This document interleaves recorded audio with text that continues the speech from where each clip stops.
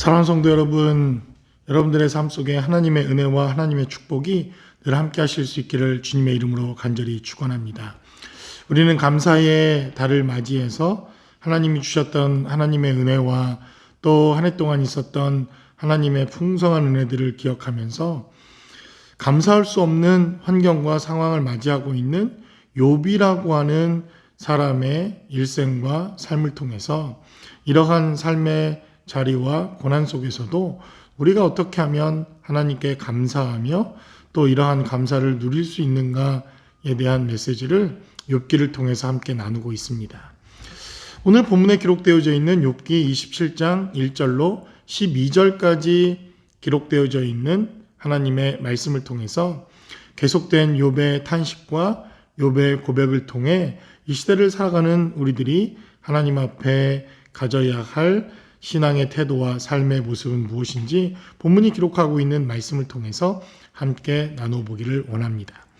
1절에 기록된 메시지를 살펴보면 욥은 이렇게 말합니다.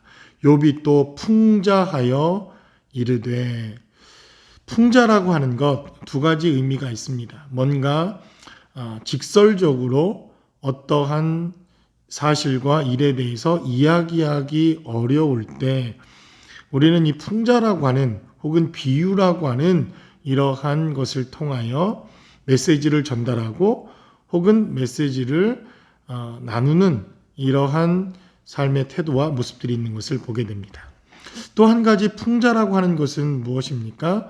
어떤 사람을 조롱하거나 또는 어떤 사람에게 깨우침을 주기 위하여 예를 들거나 혹은 또 다른 메시지를 전달할 때 또한 이 풍자라고 하는 것을 사용하기도 합니다.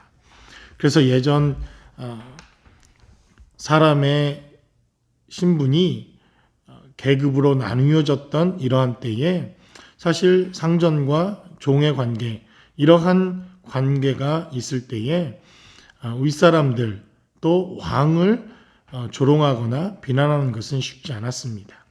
그래서 많은 광대들이 혹은 한국에서도 남사당패라고 하는 이러한 놀이 문화를 가지고 있었던 사람들이 왕을 풍자하거나 왕의 이야기들을 이야기거리로 만들어서 그러한 이야기들을 전달했던 그러한 시대적 배경을 또한 가지고 있는 것을 봅니다.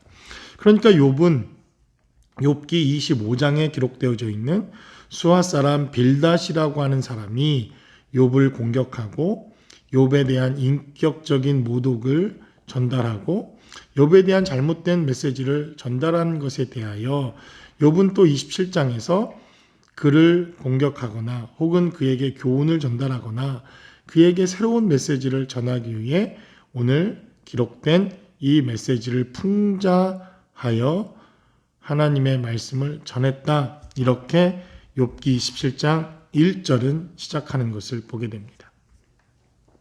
그래서 오늘 이 본문에 기록된 메시지는 욥의 친구들 또 욥을 위로하러 왔지만 오히려 욥에게 아픔을 주고 공격을 하고 있는 그 친구들을 빗대어 그들을 풍자하여 그들이 전하고 있는 것이 무엇이 잘못인가를 전달하기 위한 수단과 방법으로 하나님의 메시지를 전합니다.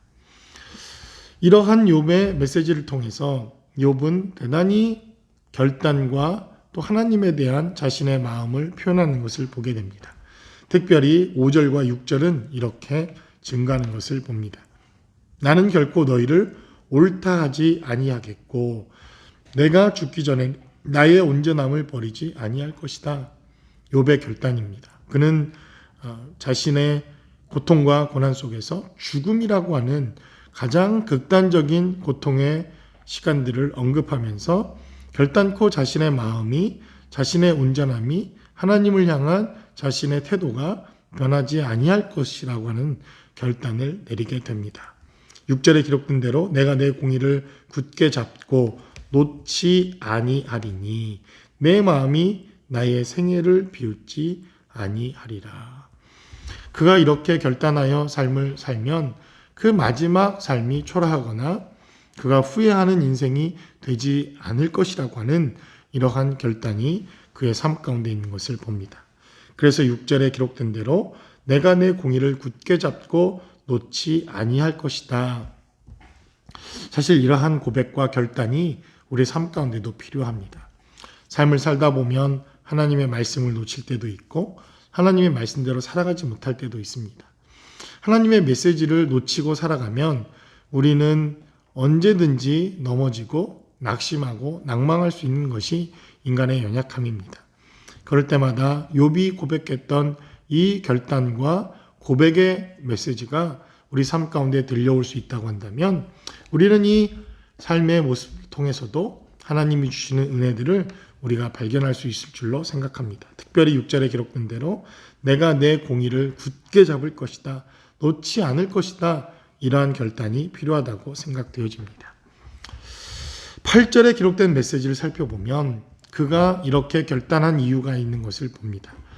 8절에 기록된 대로 불경건한 자가 이익을 얻었으나 하나님이 그의 영혼을 거두실 때에는 무슨 희망이 있으리요? 라고 그는 그렇게 고백합니다. 그러니까 그는 의인으로 살아야 할 이유가 분명했다는 것입니다.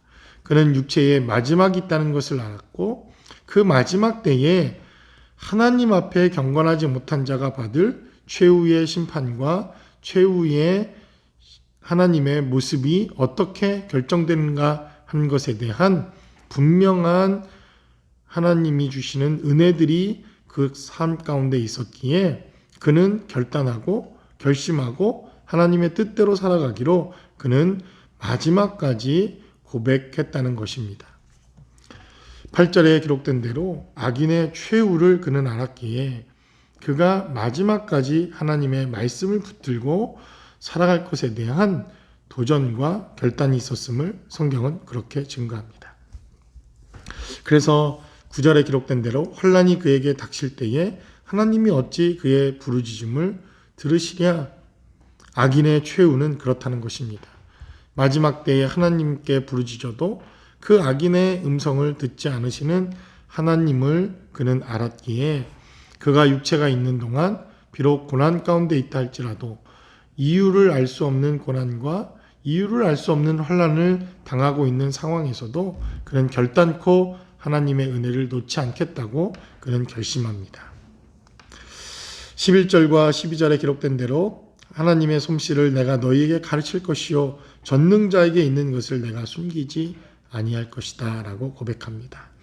너희가 다 이것을 보았거늘 어찌하여 그토록 무익한 사람이 되었는고. 사실 너무나 안타까운 욥의 고백이 있는 것을 봅니다. 욥과 함께 삶을 나누고 또 우정을 나누었던 이 친구들이 결국 가장 힘들고 어려운 때에 욥을 아프게 하고 욥을 넘어지게 하고 욥을 가장 힘들게 하는 사람이 되어지는 이러한 삶의 모습들, 결국 우리 인간사에서 경험케 되어지는 이러한 삶의 모습들이 얼마나 욥의 삶을 통해서도 고스란히 드러나 있는가 하는 것을 볼 수 있는 대목이기도 합니다.